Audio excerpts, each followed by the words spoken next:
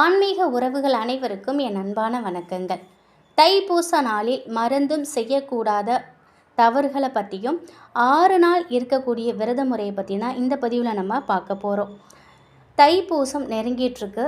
தைப்பூசத்துக்கு 48 நாட்கள் மாலை அணிந்து விரதம் இருந்து பழனிக்கு போய் தண்டாயுதபாணியை வழிபாடு செய்வாங்க.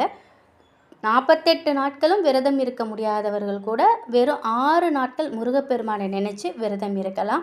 முருகப்பெருமானின் பரிபூரண அருளை நம்ம பெறலாம். அந்த விரத முறை எப்படி கடைபிடிப்பதுங்கிறத இந்த பதிவில் பார்த்துடலாம்.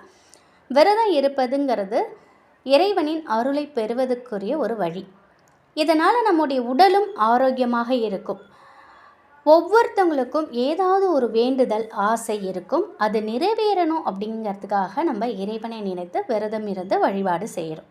முருகப்பெருமானை நினைத்து விரதம் இருந்து வழிபாடு செய்வதற்குரிய உகந்த நாள் தைப்பூசம். தை மாதத்தில் வரக்கூடிய பௌர்ணமி திதியும் பூச நட்சத்திரமும் சேர்ந்து வரக்கூடிய நாளை தான் நம்ம தைப்பூசம் அப்படின்னு சொல்கிறோம். இந்த வருடம் தைப்பூசம் பிப்ரவரி மாதம் 11ஆம் தேதி வருது. 48 நாட்கள், 21 நாட்கள், 11 நாட்கள் விரதம் இருந்து வழிபாடு செய்கிறவங்களும் இருக்காங்க. இல்லை தைப்பூச நாளன்று மற்றும் விரதம் இருந்து வழிபாடு செய்கிறவங்களும் இருக்காங்க. அதே போல் இந்த 6 நாட்கள் நம்ம விரதம் இருந்தோம் அப்படின்னா விரதம் இருந்து முருகப்பெருமானை நம்ம வழிபாடு செய்யலாம். இந்த 6 நாட்கள் நம்ம விரதம் இருக்கக்கூடியவங்க பிப்ரவரி மாதம் 6ஆம் தேதி விரதத்தை நீங்கள் தொடங்கலாம். 6/2/2025 அன்னைக்கு கார்த்திகை நட்சத்திரமும் சேர்ந்து வருவது கூடுதல் பலன்.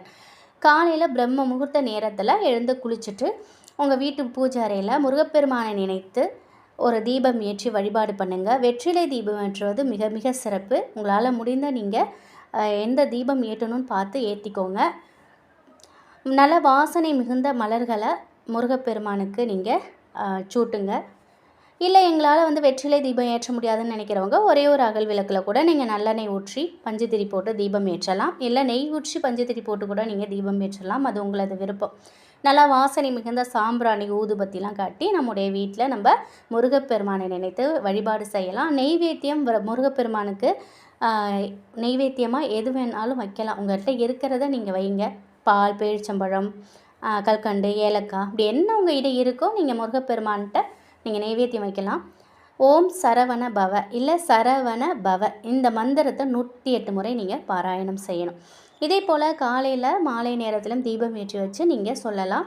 108 முறை பாராயணம் செய்யலாம். இந்த 6 நாட்களும் உடல் நலம் உங்களுக்கு நல்லா இருக்குதுன்னு நினைக்கிறவங்க ஒரு வேளை மட்டும் உணவு எடுத்துக்கிட்டு நீங்கள் மீத நேரத்தில் விரதம் இருக்கலாம். இல்லை உடல் நலத்தில் ஏதாவது பாதிப்பு இருக்குதுன்னு நினைக்கிறவங்க ஒரு முறை மட்டும் சாப்பிட்டுட்டு மீதி 2 வேளை கூட எளிமையான உணவுகளை சாப்பிட்டு நீங்கள் விரதம் இருக்கலாம். விரதம் இருக்கக்கூடிய நாட்களில் முருகப்பெருமானின் மந்திரத்தை உச்சரிச்சுக்கிட்டே இருக்கணும். அது மட்டும் இல்லாமல் அந்த நாளில் நீங்கள் கார்த்திகை நட்சத்திரம் சேர்ந்து வருது இல்லையா 6ஆம் தேதி அன்னைக்கு நீங்கள் துவரம்பருப்பினால் சுண்டலோ இல்லை பாயசமோ உங்களால் என்ன பண்ண முடியுமோ அதை துவரம்பருப்பில் வச்சு நீங்கள் நைவேத்தியம் பண்ணலாம். ரொம்ப ரொம்ப சிறப்பு. துவரம்பருப்பு தானமாக கொடுக்கறதுனால நமக்கு நிறைய நன்மைகள் ஏற்படும். உங்களால் முடிஞ்சால் கொஞ்சம் ஏழை எளியவர்களுக்கு துவரம்பருப்பை தானம் கூட நீங்கள் கொடுக்கலாம். தைப்பூச நாளில் இந்த தவறுகளை நம்ம செய்யவே கூடாது. முருகப்பெருமானை நினைத்து மந்திரம் சொல்லிக்கிட்டே இருக்கணும். யாருக்கிட்டையும் கோவப்படக்கூடாது. எந்தவித கெட்ட வார்த்தைகளையும் நம்ம உபயோகப்படுத்தக்கூடாது. பகலில் தூங்கக்கூடாது. அசைவம், மது, புகை இது எதுவுமே நம்ம சாப்பிடக்கூடாது. அது மட்டும் இல்லாமல் அந்த 6 நாட்களும் திருமணம் ஆனவர்கள் தாம்பத்தியத்தை தவிர்ப்பது நல்லது. தொலைக்காட்சியை பார்ப்பதை தவிர்த்துக்கணும்.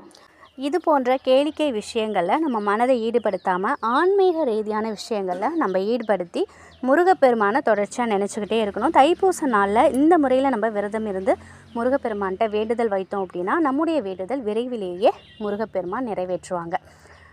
இது எல்லாத்தையுமே நம்ம நிச்சயமாக அந்த 6 நாட்களும் நம்ம கடைபிடிக்கணும். இல்லை 6 நாட்களும் எங்களால் இதெல்லாம் கடைபிடிக்க முடியாதுன்னு நினைக்கிறவங்க அன்றைய நாள் தைப்பூச நாளில் கூட நீங்கள் விரதம் இருந்து முருகப்பெருமானை வணங்கலாம்.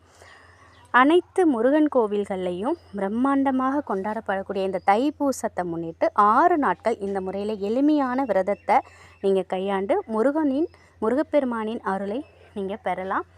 முழு நம்பிக்கையோடு இது எல்லாத்தையும் செய்யுங்க. நிச்சயமாக பிரம்மாண்டமான வெற்றியை முருகப்பெருமான் உங்களுக்கு கொடுப்பாங்க. தைப்பூச நாளை தவற விடாதீங்க. தைப்பூச நாளில் செய்யக்கூடிய அனைத்து வழிபாடுகளும் நமக்கு பல மடங்கு நன்மைகளை கொடுக்கும். இந்த ஒரு தகவல் உங்களுக்கு பயனுள்ளதாக இருக்கும் அப்படின்னு நம்புகிறேன். நன்றி.